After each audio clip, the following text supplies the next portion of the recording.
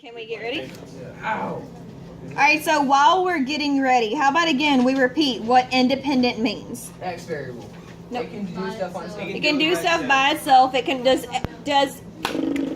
an independent person control the situation? Yes. Yes, it does. An independent person controls the situation. They control what's happening to them. Now, what does a dependent person do? It makes you do everything. They can't do it. They rely on someone else. They can't do anything by themselves. Now, when we're talking about X and Y, and we're graphing, which one do we do first? X. X. So it controls what happens, and what happens next. Then what do we do? Graph the Y. We graph Y. All right. So independent controls the situation or graph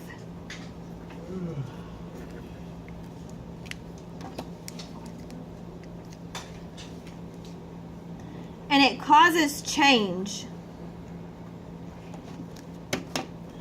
in the Y variable, which, okay, so the independent controls the situation or graph and it causes change, and the dependent variable is controlled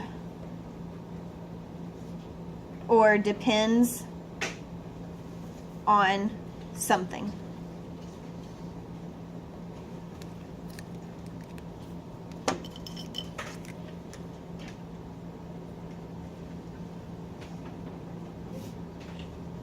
Don't worry, I'm going to move my hand.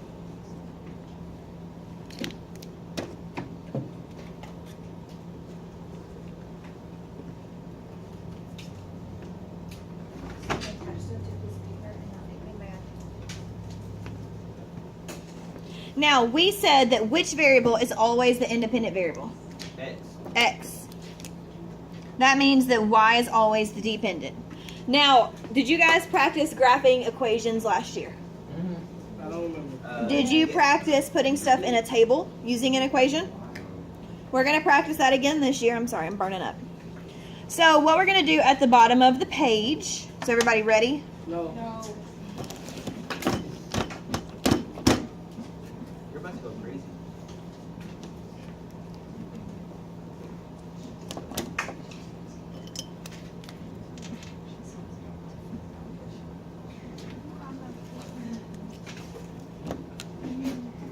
She can hear you.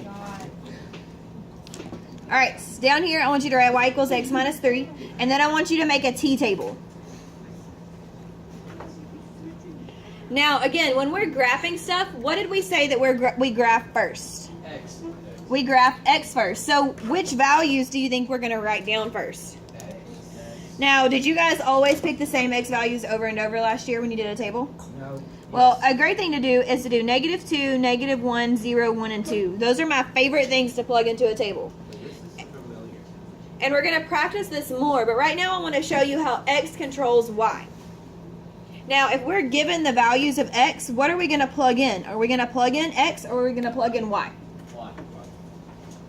What are we given, guys? X. So what are we going to plug in? X. Yes. So if I plug in -2 right here, and I say -2 minus 3. All right, what's -2 minus 3? Negative 5. -5. So all equal negative. So what controlled our situation there? X controlled what y became. Now if I plug in -1, what is y going to be? Negative 4. -4. And if I plug in 0, what's y going to become? Negative 3. And 1 I think negative 2. and 2. Negative 1. So all we did was subtract 3 each time. I don't get that. You never get it. Okay. What part don't you get? Just tell me what part you don't get so I can try and explain it a different way.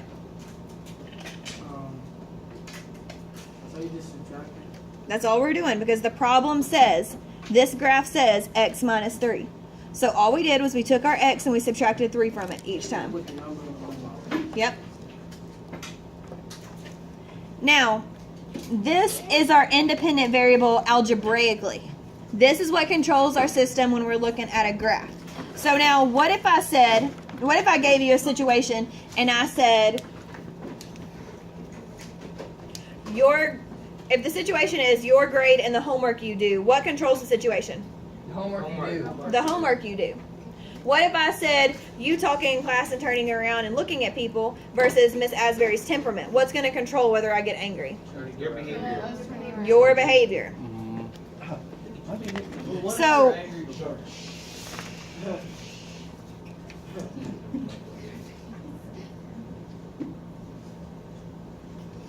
now, please get out this page that says Intro to Function Notation. Now, we know what a function is. What is a function? What's a function? A relation that what?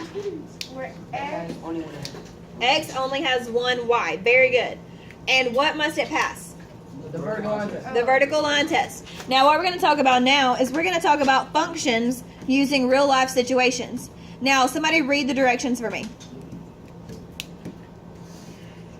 Don't all jump at Each once. pair of variables below, comma, A, tell which is the independent variable, comma, and.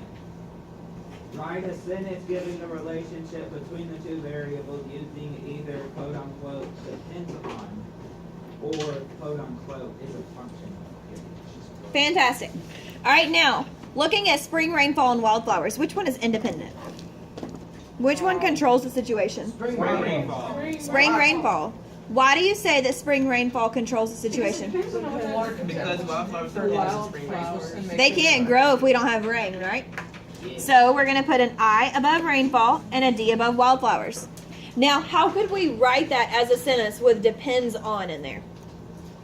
Wildflowers depend on depends on spring rainfall. rainfall. Yes. Good job, Kellyanne.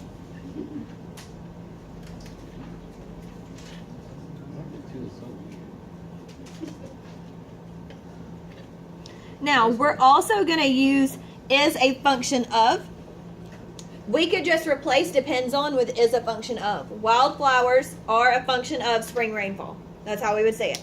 They're interchangeable. So which one comes first, the dependent or independent? The dependent in this situation. Dependent comes first when we write our sentence. Now, number 2, the number of wild rabbits and available food supply. Which one do you think is the independent? The number of no, wait. Food supply. Food supply. Why do you think food supply controls the rabbits, the number of rabbits? Because it's how much. Wait, I'm asking Tyree. Why? Rabbits depend on food supply, Why? but they can't go without food supply. They can't go without food. They can't do anything without food. Now, if you said that the food supply depends on wild rabbits, who said that? Somebody did. Well, why do you think the food supply would depend on the number of rabbits? They need to be eaten. No. Food supply How need much to be food eaten. you need to feed the rabbits?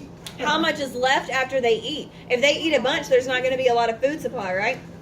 So which one makes more sense to you guys? Do you think that the rabbits depend on the food or the food depends on the rabbits? Rabbits depend on the food.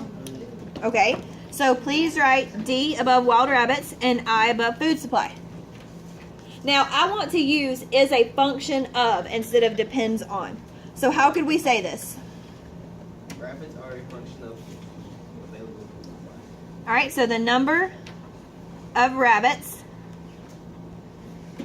is a function of available food supply. Now, in your group, what I want you to do is I want you to take about 3 minutes and do 3, 4, and 5. Label the independent and dependent and write a sentence. Talk about it in your group. Take 3 or 4 minutes. That's it. Ready, go. Let's do this real quick because we got to do discrete and continuous. Awesome. Good job. Now, predators and rabbits. What'd y'all say? I for predators and D for rabbits. I for predators and D for rabbits. Did anybody say it differently? The other way? I did. I for Dang, I number think rabbits and D. Now, does it really just depend on how you look at that situation? Yes. It does. And couldn't you write a sentence for either way? Yes. So if we said it this way, we could say the number of rabbits depends on the number of predators. Because if predators are out there eating them, then they're not going to live. We could also say that the number of predators is a function of the number of rabbits. Because if there's not a lot of rabbits, the predators can't live. They don't have anything to eat. All right, what about Oh, I love number 4. What about amount of money spent and articles of clothing bought? Curtis? I put clothing bought is the dependent variable.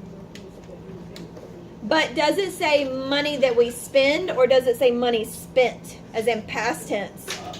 Money spent. It says past tense. So what do you think, Caitlin? The amount of money spent depends on the amount of clothes you bought. Yes. So how much money I spent at the mall really depends on how many articles of clothing I bought. All right, what about 5? The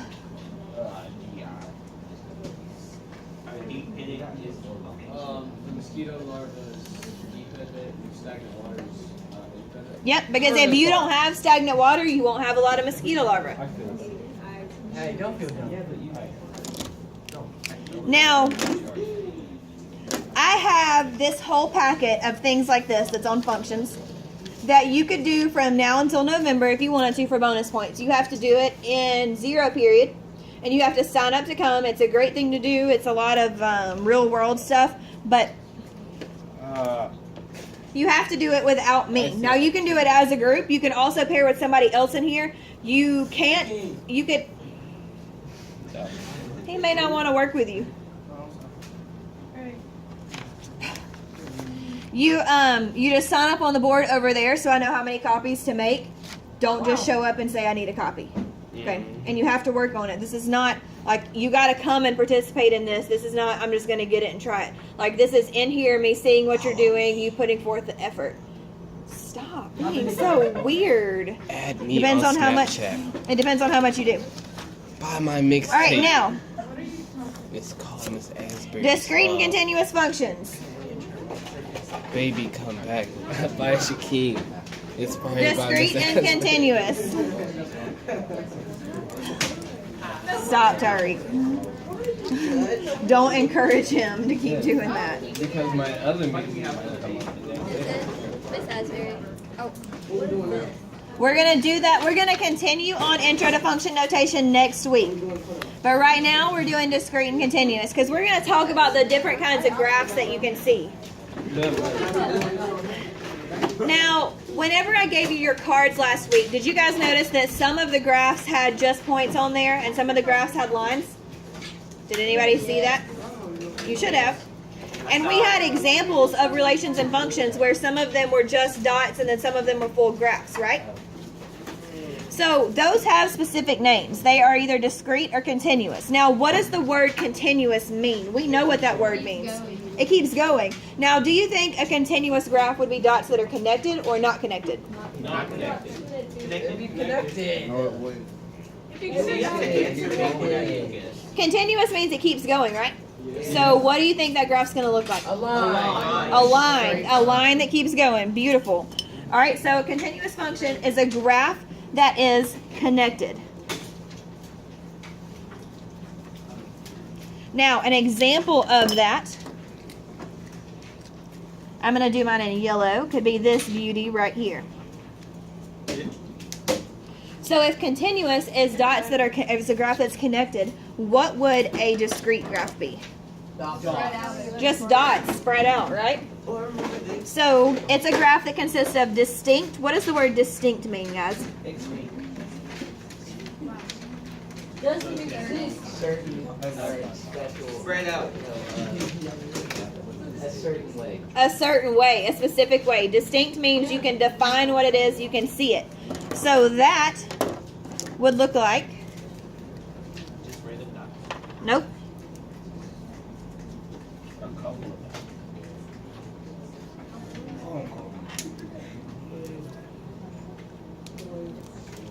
How you did that? It's basically dot position.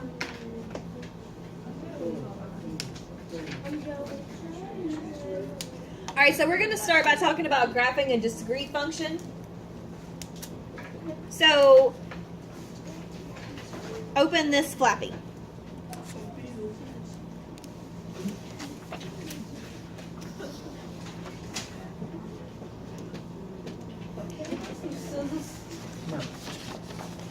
So the discrete flappy says graph the function of y equals 2x minus 1 with the domain, and it gives you the domain, Then identify the range. So is domain X or domain Y? So is domain independent or is domain dependent? Independent. Domain is independent. Awesome. So what I want you to do is I want you to make a T-table.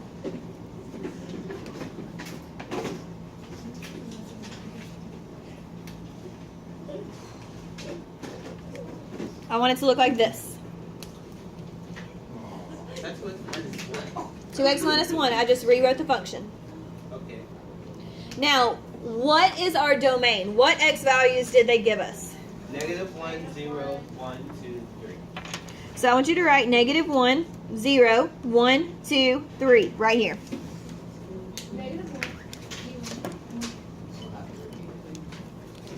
So now we have to find our y value. And how did we do that before on the previous page? How did we find our y? We plugged in our X. We plugged it in. Awesome. So now all we're going to do is we're going to plug our x in the middle. We're going to write 2 times negative 1 minus 1. And we're going to figure out what that is to get our y. And then we're going to do 2 times 0 minus 1. 2 times 1 minus 1. 2 times 2 minus 1. And 2 times 3 minus 1. Look at all those minus. I know. Look at all those chickens. I remember that. Alright, so what's 2 times negative 1? Negative 2. Okay, guys. I asked what's 2 times negative 1. Negative 2. And what's negative 2 minus 1? Negative 3. Alright, what's 2 times 0? And what's 0 minus 1? And then next we're doing 2 times 0 minus 1. Alright, what's 2 times 1? 2. And what's 2 minus 1? 1. What's 2 times 2? 4. And what's 4 minus 1? 3. What's 2 times 3? 6. And what's 6 minus 1? Now we have to graph it and we have to identify our range. Our range is what? Negative 3. Negative 1. 1, 3. Can we just put an R in the phone? Now, on discrete functions, you list out the numbers. You have to write them out. It's different on continuous, and we're going to talk about what that looks like in just a minute. Now, the front flappy said that it's distinct points. So how would this graph look? What would it look like? Can you zoom in a little bit? They will not go to the dots going to straight line. Would we connect those dots? No. Why would we not connect the dots? Because it's discrete. Because it's discrete, and it says don't connect the dots. Is that better? Yeah. Thank you. It's not rude. You can tell me if you can't see. Now that's being rude. 5 points from Team 5. All right, so now that was amazing. Your face was awesome. All right, so we're going to plot negative 1, negative 3. We're going to go left 1, down 1, 2, 3. 0, negative 1. We wouldn't go anywhere, but we would go down 1. 1, 1, right 1, up 1. I'm just plotting points, guys. I'm taking my X and I'm plotting my Y. Place dots in a straight line, basically. So I did 1, 1. Now I do 2, 3. And 3, 5. Boom, we're done.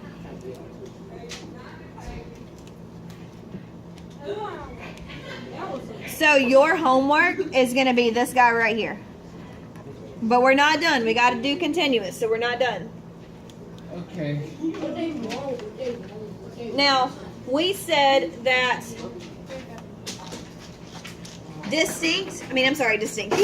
discrete, we don't connect the dots. On continuous, what do? We Connect the dots. All right, so now please open the continuous flappy.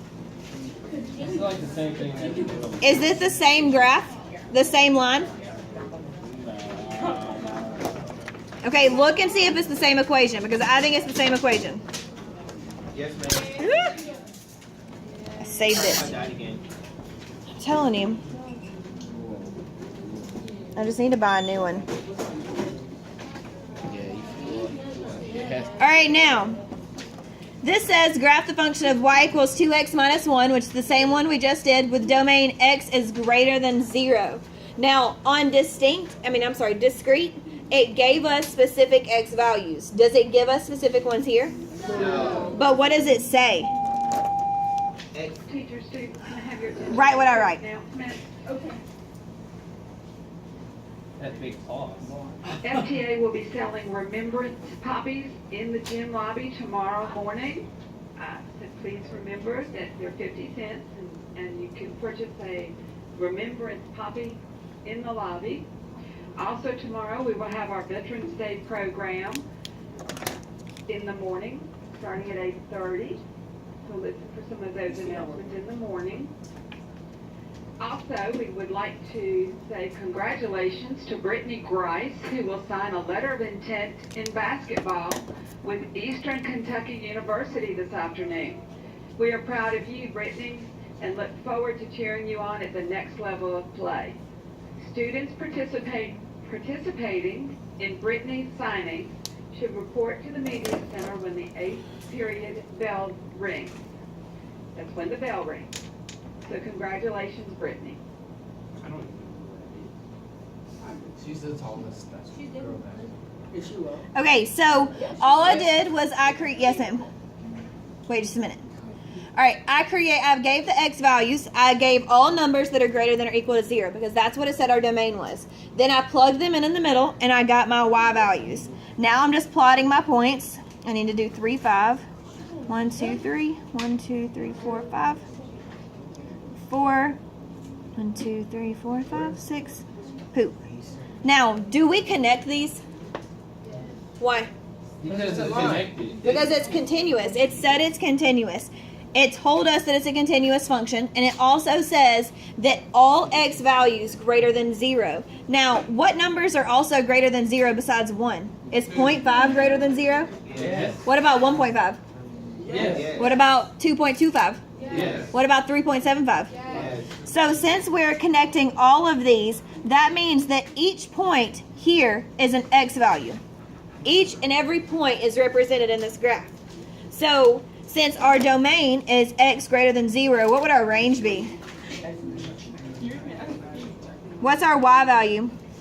-1, 1, 3, 5, 6. So could it be any numbers greater than -1? Yeah. Since we connected, it's greater than or equal to -1. Now, your homework tonight is the problem on continuous and the problem on discrete. Those are your 2 homework problems. As you pack up, just get your area cleaned up. Do not line up at the door.